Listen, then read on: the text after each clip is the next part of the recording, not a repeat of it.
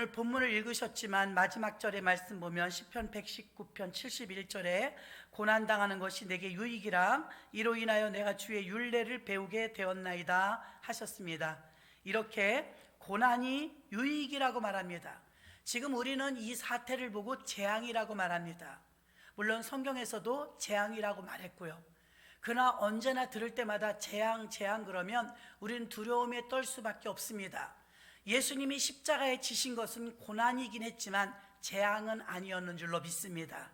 예레미야서에도 보니까 29장 11절에 보니까 나 여호와가 말하노라 너희를 향한 나의 생각은 내가 안 하니 재앙이 아니라 곧 평안이요 너희 장래의 소망을 주려는 생각이니라. 아멘. 자 보세요. 재앙이 아니라 평안과 장래의 소망이라 그랬습니다.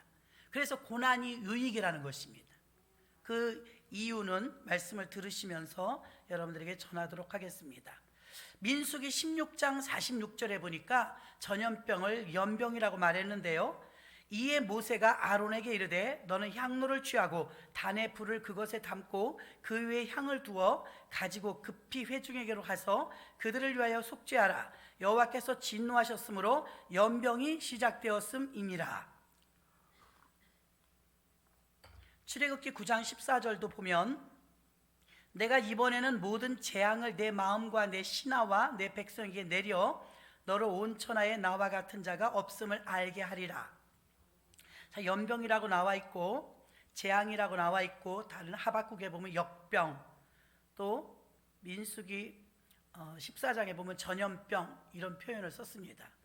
그럼 역병, 온역, 전염병, 연병 이것이 재앙으로 말미암아 오는데 매주 말씀을 드리지만 하나님이 재앙을 주신 건 맞지만 우린 재앙에다가 초점을 맞추면 안 되고 재앙의 근원으로 올라가야 돼요. 재앙이 왜 왔는지 그게 더 중요한 줄로 믿습니다. 재앙이 왜 왔냐 이 말입니다. 재앙을 우리는 예수 믿는 사람은 재앙으로 받아들이지 말고 예레미야 29장 11절의 말씀처럼 우리는 장래의 희망이요 평안으로 받아들이시려면 재앙을 고난으로 받으시기를 바랍니다. 고난이 돼야 유익이 되니까요. 고난이 온 건 분명하지 않습니까? 너무 고통스럽고 불편하고 마음도 두렵고 여러 가지로 우리는 살아나가는데 패턴이 바뀌어져 버렸기 때문에 고난인 건 맞습니다. 재앙으로만 받아들이면 답을 찾기가 어렵습니다. 회개하라 그래도 아련하죠. 그러나 이 재앙이 온 근원을 따져보면 답은 죄 때문입니다. 죄. 그래서 우상 숭배를 하거나 교만하거나 하나님께 불순종했을 때 이런 일들은 성경에서 자주 일어났었습니다. 그때마다 하나님이 원하시는 것은 너희는 내게로 와서 부르짖으라 라고 말씀하신 줄로 믿습니다. 전염병의 이 근원이 재앙의 근원이 죄라는 것을 마태복음 1장 21절에 보면 아들을 낳으리니 이름을 예수라 하라. 이는 그가 자기 백성을 저희 죄에서 구원할 자임이라 하니라. 아멘. 죄에서 구원하러 예수님이 오셨거든요. 재앙을 재앙으로만 말하지 말고 재앙의 중심이 무엇이냐? 그 중심이 죄 때문이라는 것입니다. 죄 때문에 재앙이 온 거예요. 하나님이 창조하신 건 언제나 아름답습니다. 에덴 동산은 완벽한 동산이었습니다. 완벽한 동산을 만들어 놓으셨는데 우리 스스로 그것을 하나님의 말을 듣는 게 아니라 마귀의 유혹의 말을 받아들임으로 어떻게 되었습니까? 그 엄청나고 좋은 창조하여서 선물로 주신 에덴 동산을 놓치죠. 우리 실수로 죄의 유혹을 받아들였기 때문에. 그래서 우리에게 귀하게 주셨던 창조를 잃어버리고 말았습니다. 그때 아담 이후로 범죄는 사단의 지배 아래 놓이게 되었고 재앙이나 범죄가 사단으로 말미암아 온다는 걸 아는데 아담과 하와에게 접근해서 하나님의 것을 빼앗기게 한 것은 사단 때문입니다. 사단. 그러니까 죄가 관영하고 전염병이 창궐하다, 재앙이 창궐하다, 이 말은 죄가 창궐하다. 죄가 창궐하다는 말은 다른 말로 사단이 가득하다, 같은 말인 줄로 믿습니다. 사단의 짓이에요. 범죄가 있을 때 하나님께 그냥 손들고 돌아오면 좋겠는데, 하나님께 잘못했다고 그냥 돌아오면 좋겠는데, 사람이 그렇게 순순하질 않아요. 고난을 통해서 아버지께로 옵니다. 탕자가 굶주림과 배고픔을 견디지 못하고 그 고통 때문에 아버지께 돌아왔던 것처럼, 사람이란 습성이 스스로 알아서 오질 못해요. 그때는 우리에게 재앙이나 흉년이나 기근이나 지진이 오지만 그걸 고난으로 받아들이면 아버지께로 돌아올 수 있는 통로가 되므로 고난은 유익인 줄로 믿습니다. 흩어졌던 우리의 마음과 우리의 몸이 아버지께로 돌아올 수 있는 계기가 고난을 통해서입니다. 등 따숩고 배부를 때보단 힘들고 고통스러울 때, 고통이 올 땐 그럼 어떻게 하면 되느냐? 고통이 올 땐 여러분 견뎌야 합니다. 고통 또한 고난으로 바꾸어서 그 고난과 고통을 아버지께 돌아오는 계기로 만들어야 될 줄로 믿습니다. 왜 그렇게 돌아오게 되느냐? 고통이 가중되어지고 고난이 오면은 사람이 낮아집니다. 낮아지면서 자기를 발견해요. 고통 속에서 자기를 봅니다. 이게 잘못됐네, 저게 잘못됐네, 내가 너무했네, 그렇게 하면 안 되는 거였네 등등 되돌아보는 게 고통과 고난 때문이지, 승승장구 잘 될 때 자기를 돌아보는 경우는 별로 없습니다. 마음이 상하고 몸이 힘들고 돈이 떨어지고 갖가지 고난과 고충이 나에게 다가오면 우리는 전능하신 자를 바라보게 되는 줄로 믿습니다. 그리고 고통과 고난을 잘 슬기롭게 대처하는 자는 어떻게 되느냐? 하나님께 부르짖어 기도하게 되는 줄로 믿습니다. 시편 118편 5절에 보니까 내가 고통 중에 여호와께 부르짖었더니 여호와는 내 편이라고 말씀한 줄로 믿습니다. 자, 고통 중에 부르짖으니까 어떻게 됐대요? 여호와께서 응답하시는데 어떻게 응답하시냐? 나를 넓은 곳 광활한 곳으로 세우셨도다. 아멘. 답답하고 쪼이고 힘들고 고통받는데 숨어라, 피해라, 도망가라, 꼼짝하지 마라 이 말이 아니라 오히려 광활한 곳으로, 넓은 곳으로 나오게 된다 이 말입니다. 어떻게 했을 때요? 고통을 느끼고 부르짖었을 때. 재앙을 거슬러 두려운 게 뭐냐면요, 재앙이 길어지면 사람이 자꾸 원망과 불평을 하게 됩니다. 저주를 하게 됩니다. 이게 나보다 어려운 사람, 낮은 사람에게 퍼붓는 것이 아니라 좀 위로, 부모, 또 뭐 정치인, 뭐 대통령, 거기서 끝나지 않아요. 사람의 완악함이. 그 다음엔 하나님. 그게 무서운 거예요. 사람이 더 못되게 될까 봐, 사람이 더 나빠질까 봐. 점점 위로 이 고난과 고통이 가중되면 사람의 본능이 위로 자꾸 저주와 불평과 원망을 하게 됩니다. 하나님이 더 진노하실까 봐 두려운 것입니다.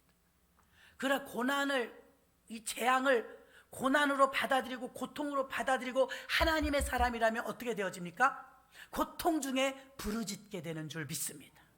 이게 우리에게 지금 약이에요. 마스크가 약이 아니잖아요. 신약이 개발된 게 아니잖아요. 예수 믿는 사람은 어찌해야 될까요? 점점 불안해집니다. 토요일마다 뉴스는 극도로 우리의 마음을 흔듭니다. 여러분, 이 재앙과 이 고통을 어찌 이기겠습니까? 고통 중에는 부르짖게 되는 줄로 믿습니다. 이게 하나님의 자녀입니다. 내가 고통 중에 여호와께 부르짖었더니 5절과 6절에 말씀하고 있습니다. 그렇게 부르짖었더니 여호와는 내 편이시라. 내게 두려움이 없나니 사람이 내게 어찌할꼬. 지금 사람 편에 선 사람은 사람이 하는 말들을 듣게 돼 있어요. 하나님의 편에 선 사람은 어떻게 되어집니까? 부르짖게 되어 있어요. 자동 반사예요. 자, 내가 하나님 편에 섰는가? 이 재앙 때 하나님 편에 섰는가? 사람 편에 섰는가? 누구 편인가가 딱 갈라집니다. 하나님 편에 서면 어떻게 됩니까? 부르짖습니다. 사람 편에 서면 어떻게 됩니까? 사람의 말, 데이터, 어떤 자료, 사람들은 자꾸 주저앉힙니다. 사람들은 자꾸 나쁘게 말합니다. 사람들은 자꾸 말을 들으라고 합니다. 사람 말을. 그러나 우리가 고난과 고통과 재앙이 왔을 때 우리는 어느 편인가를 여러분이 알 수 있는데, 하나님 편에 서면 기도합니다. 부르짖습니다. 그 부르짖으면 넓은 곳, 광활한 곳으로 우리를 옮겨주십니다. 그게 응답입니다. 자유로워진다 이 말입니다. 두려움에 떨지 않습니다. 그런데 사람 편에 서면 어떻게 됩니까? 사람 편에 서면 사람의 말에 따라 움직입니다. 중요한 건 재앙이 올 수 있지만, 기근과 전쟁이 올 수 있지만, 그때 여러분 하나님 편에 서야 승리할 줄로 믿습니다. 확연하게 드러납니다. 하나님 편에 설 것인가? 사람 편에 설 것인가? 하나님 편에 선 사람을 보고 오늘 시편은 뭐라고 말합니까? 사람이 어찌할꼬, 사람이 못 해보는 거예요. 사도행전 초대교회를 사람들이 어떻게 해보질 못하고 세상을 이긴 것처럼 하나님 편에 선 사람을 어찌 해볼 수가 없는 거예요. 여러분이 주일날마다 교회 오셔서 하나님의 말씀을 공급받지 않으면 이걸 어찌 알겠습니까? 들은 바의 말씀을 가지고 일주일을 버텨내기가 힘들어요. 그런 것 같았는데 수요일쯤 지나버리면 어떻습니까? 희미해져요. 하나님 편에 섰었는데 자꾸 사람 편에 자꾸 내가 끼웃거리게 돼요. 주일날 믿음을 가지고 여러분이 오셔서 다시 한번 하나님의 말씀을 들으면 정신이 차려지는 거예요. 나 하나님의 사람이지, 난 신앙이 있는 사람이야, 두려워하지 말아야지, 재앙 때문에 이 고난을 오히려 유익으로 만들어야지, 화가 변화에 복이 되게 해야지, 위기는 기회가 되게 해야지, 더 내 자신을 낮추고 고통을 내가 스스로 겪으면서 고통 속에서 내 자신을 발견해야지. 할렐루야! 그게 발전적인 사람이요, 희망적인 사람이요, 미래를 보는 사람인 줄로 믿습니다.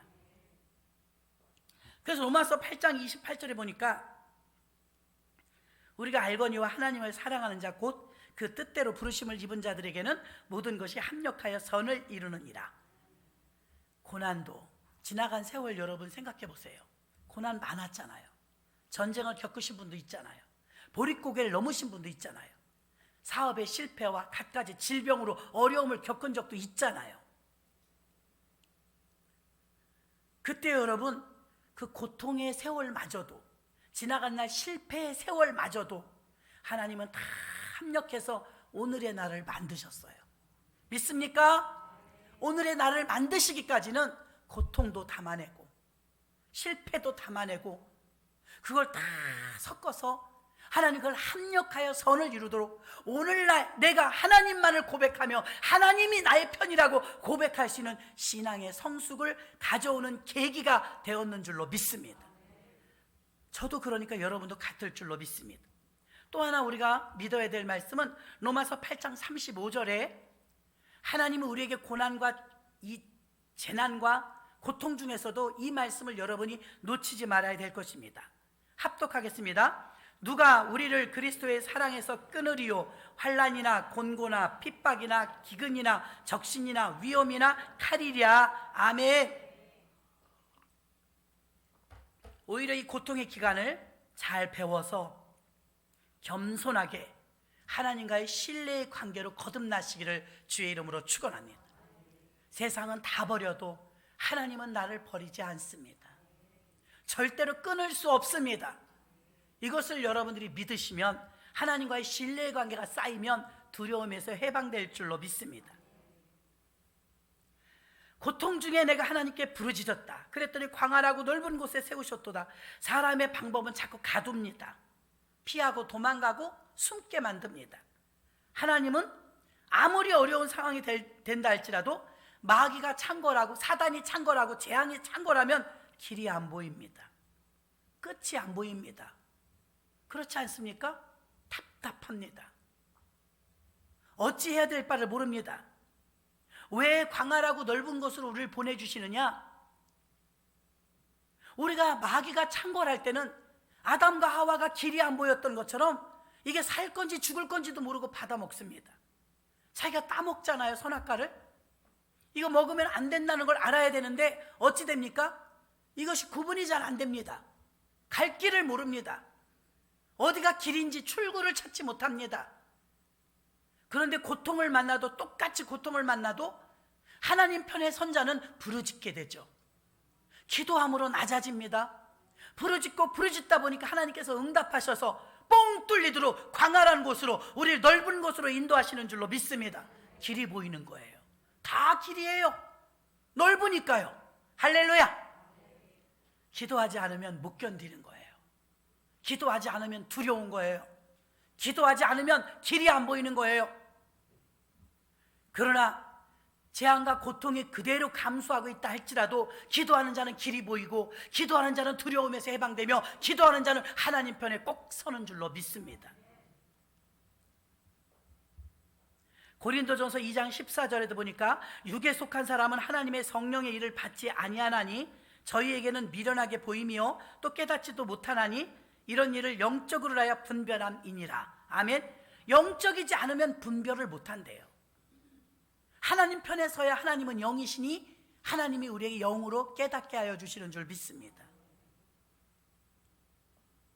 세상에 속해 있으며 육에 속한 교회와 성도들의 모습은 영적이지 않으면 재앙과 불행의 중심을 찾아가지 못합니다. 본질이 사단이라는 정체를 알지 못합니다. 그래서 우왕좌왕하게 되는 것입니다. 우리가 예수 믿으면서 주권이 사라졌을 때, 하나님의 전능하심을 믿고 하나님을 의뢰하는 주권, 주인이신 주권, 나의 인생의 주인이라고 고백하는 주님의 주권이 사라졌을 때 우리는 곧바로 다가오는 게 사람이 잔인해집니다. 하나님의 주권이 없어지면 내가 주인이거든요. 내 마음대로, 감정대로, 내 뜻대로 막 행하게 됩니다. 사람은 사납습니다. 잔인합니다. 죄성이 있습니다. 점점 나빠지지 점점 좋아지지 않습니다. 파괴적이 되어지고 싸나워지고 강팍해지는 것, 누구 닮은 것입니까? 사단을 닮은 것이죠. 하나님의 주권이 사라지는 것이 하나님만 배제하는 것이 아니라 내 마음대로 내 뜻대로 사는 것 같지만 나를 조종하는 자가 있으니 곧 사단이라 이 말입니다. 사단. 재앙이 왔을 때 하나님이 재앙을 주셨다, 결국은 이게 고통이 점점 힘들어지면 그 손가락질이 하나님께 향한다는 것입니다. 하나님이 우리에게 이 재앙을 허락하시는 이유는 재앙의 근원이 죄 때문인데, 죄를 해결하지 못하고 회개하지 못하고, 다시 말하면 아버지께로 돌아오지 않으니까 재앙이 고난을 통해서 아버지께 돌아오라고 하나님의 사랑의 은혜라는 사실을 깨달으시기를 바랍니다. 아니, 무슨 하나님의 사랑이 재앙이에요? 무슨 하나님이 우리에게 그런 어려움을 줘요? 하나님의 사랑에서 결코 끊을 수 없는데, 하나님의 사랑은 하나님의 편에 선 사람은 고통이 와도 부르짖습니다. 그때 우리의 믿음을 우리가 측량하는 거예요. 내가 사람 편에 섰는가, 하나님 편에 섰는가. 고통의 현상만 보는가, 재앙의 현상만 보는가, 재앙의 근원을 보는가. 재앙과 전염병이 왔을 땐 근원이 있습니다. 그 근원은 죄 때문이고 그 죄에서 해결해 주려고 예수님이 오신 것입니다. 그 죄를 조종하는 건 마귀 사단이고, 다시 말하면 재앙이 창궐할 때는 죄가 창궐한 것이고, 죄가 창궐할 때는 사단도 창궐하는 것입니다. 자꾸 악으로 가는 것입니다. 이때 하나님의 편에 선 사람은 재앙도 전쟁도 기근도 모두 고통을 감수하면서 고난으로 받아들여 아버지께 부르짖으며 광활한 곳에 가 결국 어떻게 되어집니까? 고난을 통해서 유익으로 만들어내는 줄로 믿습니다. 유익으로, 더 단단한 믿음으로, 끊을 수 없는 하나님과의 돈독한 믿음으로 만들어내는 것.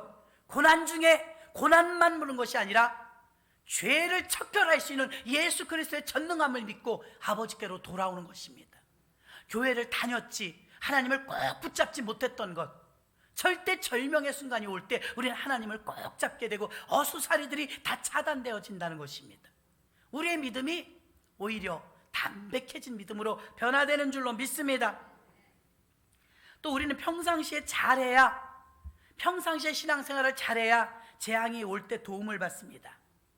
우리나라는 6.25를 겪는다든가 IMF를 겪는다든가 기업이나 선교단체나 교회들이 어떤 고통을 겪을 때 참 놀라운 것은 6.25 이전에 1.2%에서 2%밖에 되지 않았던 기독교인의 숫자가, 전 국민의 예수를 믿는 사람은 그렇게 숫자가 적었는데도 얼마나 하나님을 의인 반열에 들어가서, 의인 10명의 반열에 들어가서 예수를 잘 믿었냐면, 전 세계가, 우리나라가 좀 어려움만 겪으면 막 수백억씩 지원해주고 도와줍니다. 이렇게 어려울 때 예를 들면 마스크를 막 찻대기로 보내줄 것입니다. 6.25를 겪을 때 16개국, 17개국이 와서 참전을 해주었고, 수많은 나라가 의료 지원, 물품 지원, 아낌없는 지원을 보내주었습니다. 그렇게 가난하고 힘들어도 너무나 작은 나라의 코리아를 돕기 위해서 전 세계가 들고 일어났습니다. 선교단체나 미션 스쿨들, 이런 학교들이 재정적인 어려움이 올 때 선교비가 무궁무진하게 와 병원도 짓고 학교도 짓고 할 수 있었습니다. 어느 한 나라도, 전 세계에서 130나라가 우리나라를 못 들어오게 입국 금지를 했습니다. 이거는 재앙도 재앙이지만 굴욕도 같이 왔습니다. 우리나라를 통해서 유익을 얻은 나라가 얼마나 많을진데, 하나도 도와주지 않을 때, 못 도와줄 때, 가난할 때도 우리나라를 위해서 막 십시일반으로 전 세계가 도와주었는데, 우호적인 마음을 가졌는데, 중국 외에는 어디서 뭐 보내준 거 있나요? 마스크 한 장이라도 중국에서 보내준 거 외엔 난 뉴스에서 들어본 적이 없습니다. 지금은 이제 확 퍼져갖고 너무나 많은 나라들이 똑같은 고통을 겪고 있지만, 우리나라에 코를 보내는 나라들 많습니다. 도와달라고. 우리도 힘든데. 왜요? 우린 부자라 이거예요. 근데 우리나라를 도와주려고 하는 마음을 가진 나라가 하나도 없다는 거죠. 여러분이 사시다가 고난과 고통을 겪을 때 있어요. 갑자기 사업의 실패를 경험하면 견디기 힘듭니다. 큰 집에 살다가 작은 집으로 한번 옮기면 답답해서 숨도 못 쉽니다. 근데 그럴 때 여러분, 진짜는 나타나요. 진짜 마음으로, 물질로, 콩 한 쪽도 나눠 먹는 마음으로 돕는 자가 나타납니다. 그 자가 진짜 친구인 줄로 믿습니다. 가짜도 드러나요. 아부하던 사람, 찰싹 달라붙어서 절친인 것 같았던 사람 다 떠납니다. 하나도 믿을 사람 없습니다. 고난 때 여러분도 진정한 친구를 알아볼 수 있는 거예요. 실패 때 알아볼 수 있는 거예요. 주님도 고난 때 우리의 믿음을 알아보십니다. 더 키질할 때처럼 안으로 고통을 당할수록 안으로 들어오는 자는 알고 길 것이고, 키질을 할 때마다, 고통스러울 때마다 밖으로 나가는 건 가라지어 쭉정일 것입니다. 그러니 우리의 믿음 하나 지키는 것도 얼마나 어렵습니까? 어제도 어느 집사님이, 목사님, 세상에 믿지 않는 남편이 교회를 못 가게 한대요. 이해는 충분히 합니다. 믿지 않는 자녀들 때문에 이 자리에 나오지 못하는 우리 권사님들도 많이 계십니다. 뉴스도 안 봤냐 이거죠. 예수 믿지 않는 사람 충분히 이해합니다. 말씀을 못 들었으니까요. 그런데 그 집사님이 그러시는 거예요. 목사님이, 이것이 작은 핍박인데요, 내가 그동안 얼마나 편안하게 교회를 다녔는데 그 감사한 줄 몰랐어요. 교회 못 가게 막 핍박을 하니까 힘드네요. 고통스럽네요. 그렇게 말씀하시더라고요. 편안하게 교회를 각오했을 때가 얼마나 자유롭고 축복이었는지를 이 고통의 때에 알아보는 줄로 믿습니다. 고통과 시련의 때에 진짜가 남는 거예요. 여러분 마음속에 믿음도, 고통이 오니까 베드로도 봐요. 주를 위하여 죽겠다고 했지 않습니까? 근데 압박이 옵니다. 로마 병정들이 예수님을 체포해 가면서 두려움이 덜컥 엄습했습니다. 두려움이 오니까 어떻게 돼요? 도망가 버립니다. 자기가 호언장담했던 믿음이 가짜라는 게 드러난 것입니다. 고난과 어려움일 때 우리는 그 고통을 통해서 견디고 부르짖으면 우리는 믿음을 건질 것이고, 고통의 때 사람 편에 서서 사람 뜻대로 움직여지면 우리는 우리의 믿음이 그것밖에 되지 않는다는 걸 알게 될 거예요. 자기를 보게 되는 겁니다. 꼬끼요 닭 우는 소리에, 네가 오늘 밤 닭 울기 전에 3번 나를 모른다 부인하리라 하심이 생각나서 밖에 나가 심히 통곡하니라 베드로가 울었지 않습니까? 그 통곡은 자신을 발견했기 때문이에요. 야, 이렇게 어이없이 무너지는가? 내 믿음이 이것밖에 되지 않는가? 내가 어찌 내 스승이신 예수님을 이렇게 배신할 수 있단 말인가? 자기도 그럴 줄 몰랐다는 거예요. 여러분 속에 얼마나 악한 것이, 여러분 속에 얼마나 선한 것이 있는지 우리는 지금 몰라요. 진정한 고통이 압박을 받을 때, 점점 더 힘들어오고 쪼여올 때, 그때 나타나는 것이 진짜 믿음이고, 집을 팔아서 헌금하는 믿음만 큰 믿음이냐? 고통이 왔을 때와 가장 상향 자리에서 최고의 기쁨이 있을 때랑 믿음이 똑같은 게 큰 믿음인 줄로 믿습니다. 고난과 고통이 와도 변하지 않는 믿음, 기쁨과 즐거움이 있어서도 교만하지 않는 믿음, 그 믿음이 진짜 큰 믿음인 줄 믿으시기를 바랍니다. 하나님에 대한 주권이 사라졌을 때 곧바로 사람들은 잔인해지고 파괴적이 되어지며 마귀의 지배를 받습니다. 반대로 하나님 편에 서서 고통이 왔을 때, 부르짖을 때 하나님 편에 서서 하나님 말씀대로 살면 사방에서 도와줍니다. 알지도 못하는 나라에서 지원이 옵니다. 의인 10명이 바로 섰을 때 전 세계가 우리 한국 전쟁을 도와줍니다. 아무리 어려워도 문 다 걸어 잠그고 너 오지도 못하게 하고 도와주지도 않습니다. 이것은 곧 지금 한국교회와 한국교회 교인들의 실상이 그대로 현상으로 나타나는 것이니 우리의 믿음이 별거 아니었다는 것이 드러난 것입니다.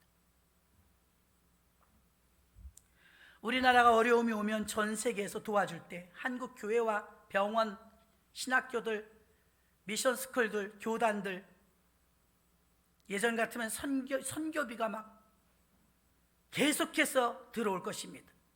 지금은 어느 나라도 우리나라를 도와주지 않습니다. 이건 비극입니다. 오히려 130개국의 나라들이 우리를 외면합니다. 지금도 수백 명이 외국에 나갔다가 발이 묶였는데 세상에 우리나라 아니면 여행비로 소득을 얻어서 사는 나라들까지라도 호텔에 묵고 있는 것이 아니라 포로 수용소처럼 푸대접을 받으며 우리 여행 가신 분들이 발이 묶여 있다는 사실을 뉴스를 통해서 접해 들었을 때 마치 내가 지옥을 당하는 것처럼 자존심도 상하고 속상합니다. 어떤 선교사님은 지금 들어와야 되는데, 안 그러면 불법 체류가 되는데 들어오지도 못하고 나가지도 못하고 발이 묶여갖고 기도해달라고 하시더라고요. 현상을 바라봤을 때 참혹합니다. 우리는 그래도 한국에 있으니까 덜 느끼는 겁니다. 여러분들이 어디 수용소 같은 데, 지금 포로 수용소 같은 데서 그렇게 격리되어 있다면 얼마나 답답하겠습니까? 얼마나 고통이겠습니까? 그런데 우리 지금 나가 있는 분들, 그러고 있는 분이 수백 명이라지 않습니까? 평상시에 우리가 믿음 생활을 제대로 잘하면 우리가 어려울 때 사방에서 도와줍니다.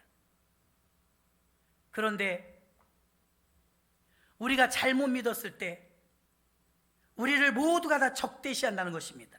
시편 107편 12절에 보니까 분명하게 말씀이 나와 있습니다. 합독하겠습니다. 그러므로 수고로 저희 마음을 낮추셨으니 저희가 엎드려져도 돕는 자가 없었도다.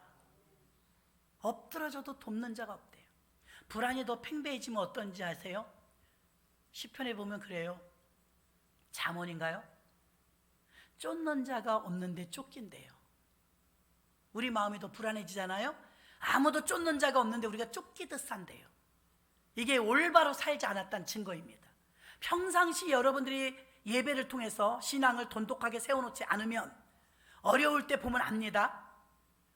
우리나라는 1.2%에서 2%도 안 되는 기독교인을 가지고 있을 때 전 세계가 들고 일어나 도와줬어요.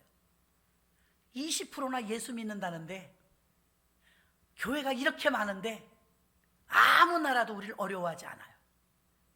미안하거나 고마워하지도 않아요. 오지도 못하게 해요. 우리도 이걸 몰랐죠. 이런 현상이 나타나고 보니까 우리보다 훨씬 못한 동남아시아 지역이나 아프리카 지역의 나라들이 우리 마음으로는 교만한지 몰라도 감히 우리나라를 이렇게 부대접해? 이 생각이 듭니다. 왜 그렇습니까? 이게 우리가 자업자득이라, 우리가 이기주의로 살았던 증거요, 나밖에 모르고 살았던 증거가 나타나는 것인 줄로 믿습니다.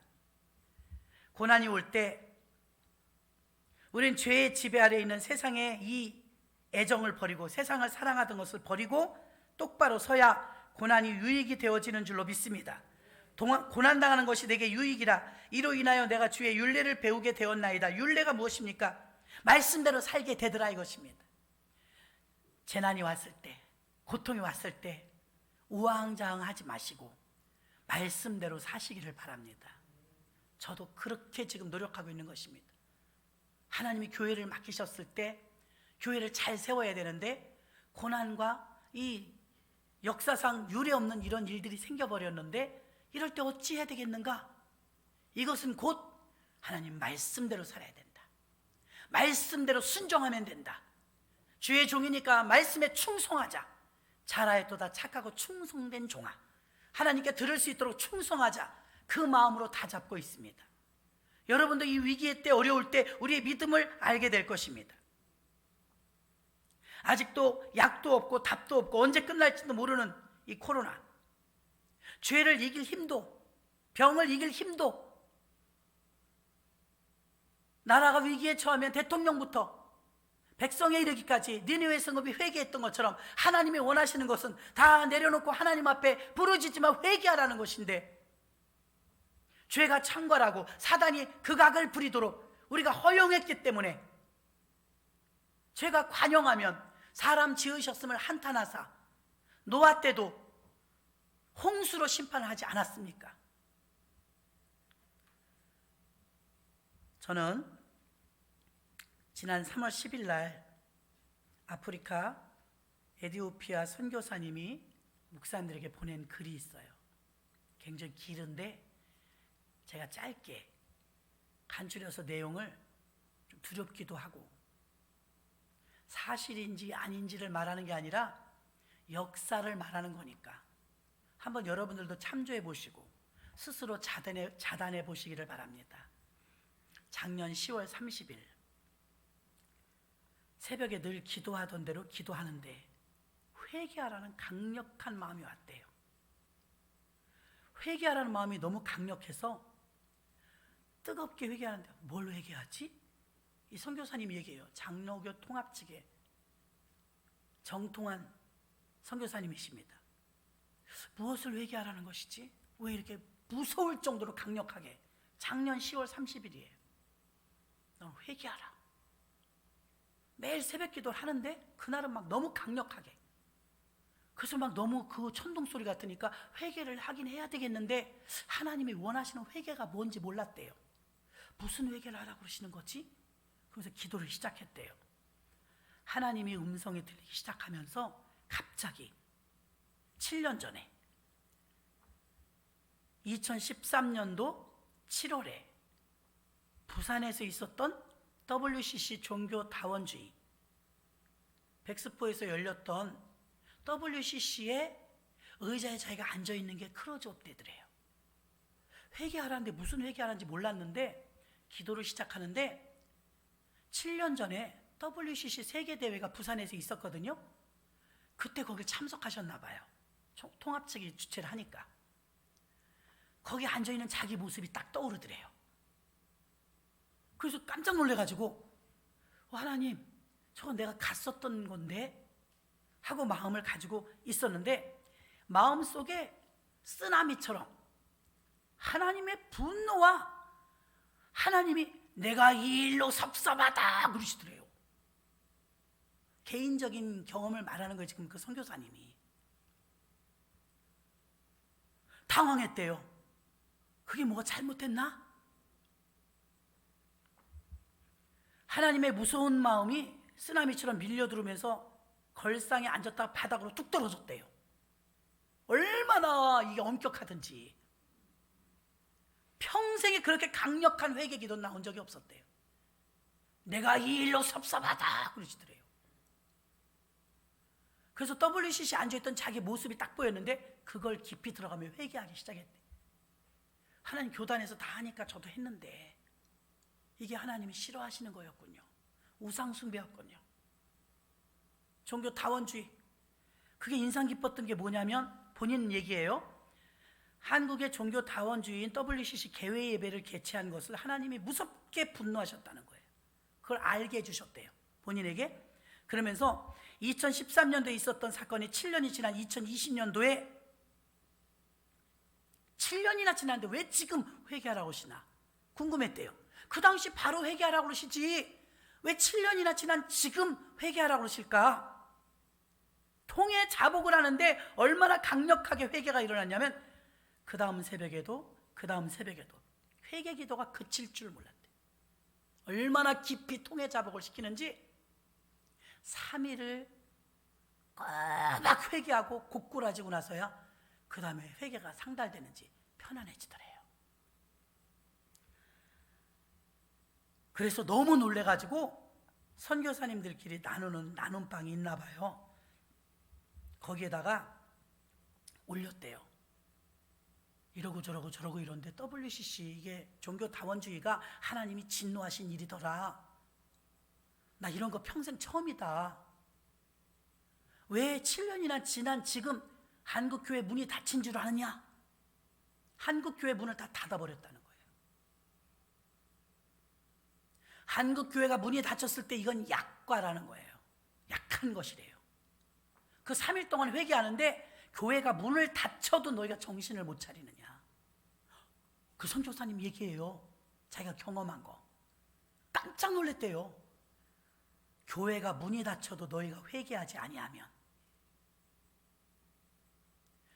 그래서 그 이야기를 거기까지만 이제 주고받았더니 그 중에 외국에 있는 다른 선교사님이 목사님 이런 일이 1945년도에도 있었어요. 그러더래요. 깜짝 놀랐대요. 예? 그게 무슨 말이에요? 그랬더니 1938년 9월 평양의 서문박 교회에서 장로교 통합측 27회 총회가 있었답니다. 이때 목사, 장로, 선교사 200명이 총대원들이 모였대요. 일본 군사들도 함께 참석했고 강압적인 분위기 속에서 회의가 진행되었는데 이때 안건이 뭐였냐면 신사참배에 대한 찬반, 신사참배를 할 것인가 아니할 것인가 결의하는 자리였대요. 200명은 총대원들이었고 이때 신사참배에 반대하는 선교사님들이 손들고 반대한다고 했더니 일본 순사들에 의해서 강제로 쫓겨났대요. 당시의 장로교 총회장님은 홍택기 목사님이었답니다. 이 총회장님은 홍택기 목사님의 의장에 의해서 신사참배에 가부를 물었을 때 가결되었대요. 다시 말하면 신사참배 하기로 결의했대요. 신사참배는 국민 의례다. 우리가 정부 말을 듣지 않고 어찌 살겠는가? 교회도 나라가 있어야 교회가 있는 것이지 하고서는 홍택기 목사님의 진행에 의해서 대다수의 200여 명의 이 총대원들 중에서 신사참배를 받아들이기로 회의에 끝났대요. 이것은 한국 기독교 역사상 처음으로 일어난 우상숭배에 대한 잘못된 선택을 한 것이죠. 놀라운 것은 이날 가결되자마자 총대원들은 바로 평양에 있던 신사로 가서 그날 가결한 그날 가서 목사님들이 신사참배를 했대요. 신사참배 결의와 참배가 당일에 모두 일어났는데 한국교회 역사상 1계명, 10계명, 1계명 위반하는 가장 치욕적인 우상숭배 죄악을 범한 날이었답니다. 그리고 7년이 지나 1945년 해방을 앞두고 4개월간 끝날 때가 되면 마귀가 더 극악을 부리는 것처럼 일본이 사악해져가지고 더 극악을 부리면서 교회를 강제로 4개월간 폐쇄했대나요. 폐쇄. 군사력을 동원해서 일본이 한국 교회를 문을 닫는 이 초유의 역사가 1938년도에 평양에서 신사참배한 뒤에 곧바로 일어난 것이 아니라 7년 뒤에 딱 7년 지나서 교회 문이 닫혔대요. 와, 근데 이번에 이 에티오피아 선교사님 말에 의하면 2013년도 10월에 부산에서 WCC로 우상숭배를 하는데 이때 정교수라는 어떤 분이 거의 기독교 신학교 교수인데 무당짓을 하고 진혼죄를 드렸어요. 여러분도 다 보셨을 거예요. 무당 옷 입고 하얀 거 입고 춤추는 거. 그건 무당입니다. 변형시켰죠. 기독교 문화로. 그걸 보는데 이 목사님이 그땐 좀 불편했대요. 그 모습이 막 스치더래요, 이 선교사님이. 그러면서 똑같은 일이 1945년도에 4개월 동안 교회 강제 폐쇄가 있었답니다. 일본 군들이. 그리고 나서 5년 있다 전쟁이 났죠. 잘 생각해 보셔야 돼요. 다시 말합니다. 그럼 즉각 우리에게 회개하라고 그러죠. 왜 7년 있다 회개하라고 그러실까? 똑같은 일이 두 번 우리나라 한국교회에서 130년밖에 안 되는데 두 번 있었다는 거예요. 한 번은 신사참배하고 나서 7년 만에 교회 문이 닫힌 적이 있대요. 교회 문이 닫힌 것까지는 하나님의 은혜였대요. 지나고 보니까. 아직까지는 은혜가 있다는 거예요. 교회 문이 닫히는 초유의 사태가 벌어졌을 때 이걸 우린 최고로 큰 사건으로 여겼는데 그 뒤에 전쟁이 났다는 거죠. 전쟁. 그 기간 동안 하나님이 원하시는 회개가 들어오지 않으면 전쟁이 일어날 수도 있다는 거죠. 예고죠. 이건 역사입니다. 누가 가르쳐서 그런 것도 아니고 예언기도 한 것도 아닙니다. 언제나 역사는 반복되니까 이걸 왜 기도하는 종에게 강력하게 역사하셔서 회개시키시고 이걸 깨닫게 하시고 알게 하셨느냐? 여러분에게 맡깁니다. 스스로.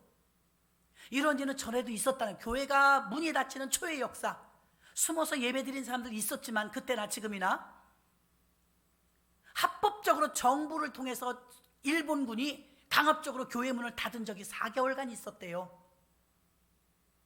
그리고 나서 5년 있다 전쟁이 일어났죠. 저는 이제 4월 15일 총선이 너무나 중요하다는 생각을 합니다. 야당은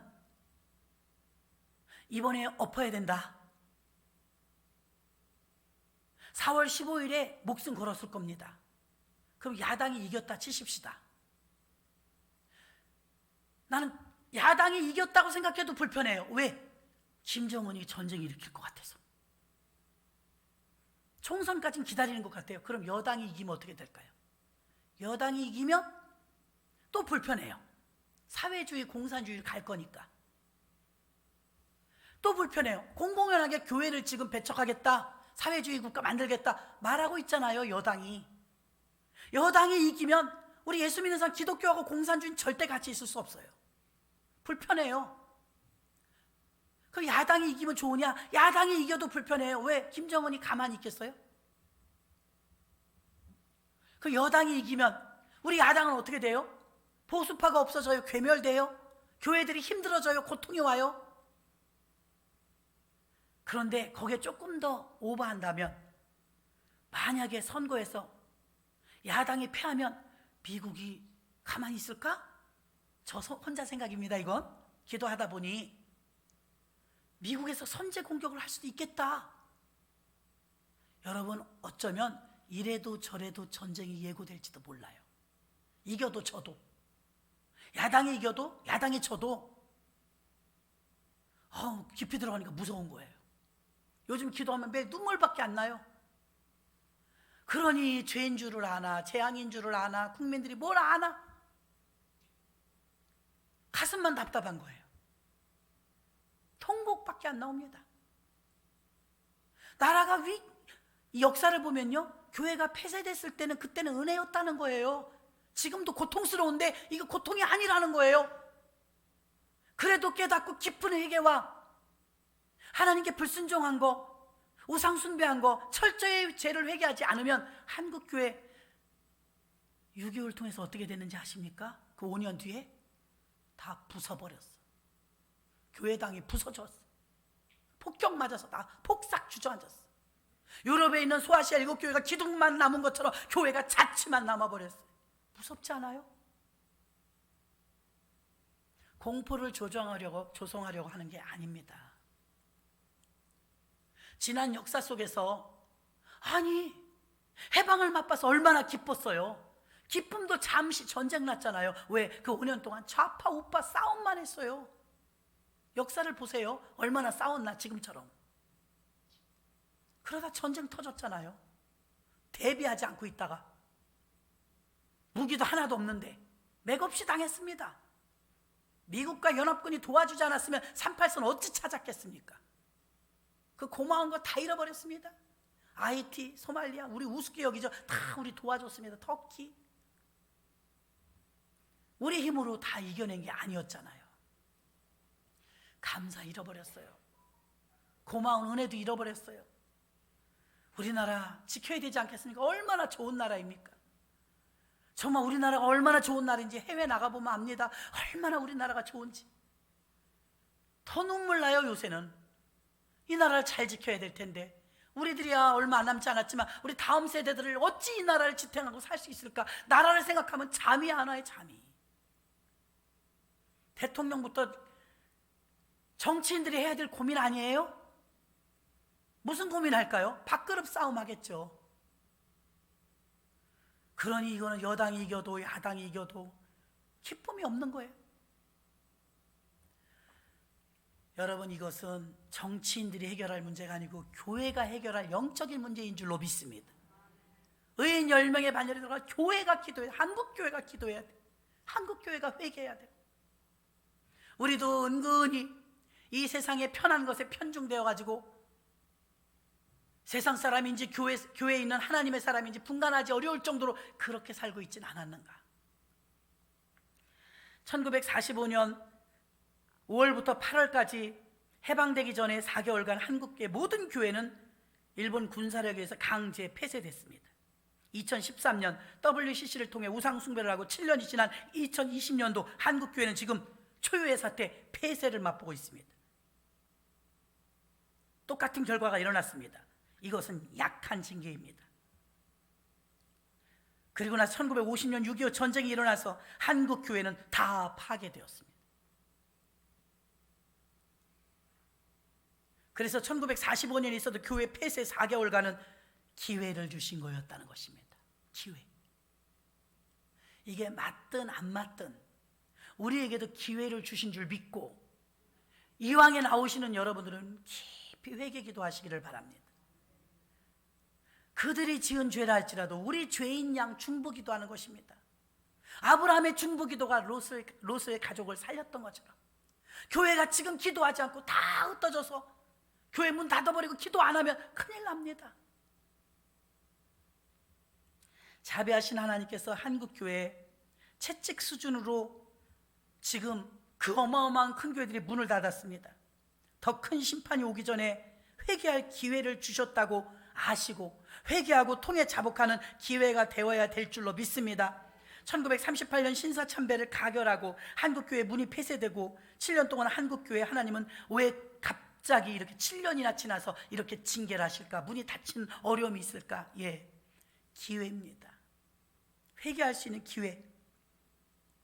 우리는 이 기간에 그 당시에도 그랬던 것처럼 회개 운동을 하는 몇몇 분들이 있었습니다. 그러나 대부분의 교회들은 다 맹놓고 있었습니다. 지금도 마찬가지입니다. 깨어있는 교회 있습니다. 몇 개 안 된단 말입니다. 75% 정도의 교회가 문을 닫고 있어요. 지금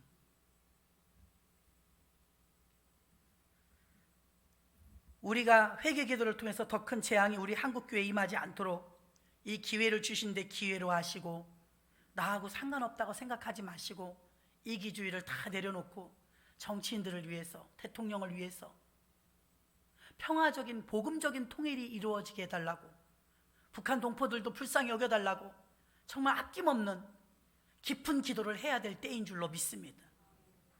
우리들은 어느 정도 괜찮지만 자녀 세대가 감당하기 힘듭니다. 전쟁을 경험하지 않고 가난을 경험하지 않았기 때문에 당하는 고통은 이루 말할 수 없습니다. 우리의 후손들을 위해서라도 우리는 기도해야 될 줄로 믿습니다. 이 시간에 우리가 뜨겁게 1분이라도 제가 종칠 때까지 주여 일창하시고 통성으로 우리가 간절한 마음으로 들으신 대로 말씀 붙들고 주여 일창하고 통성으로 기도합니다.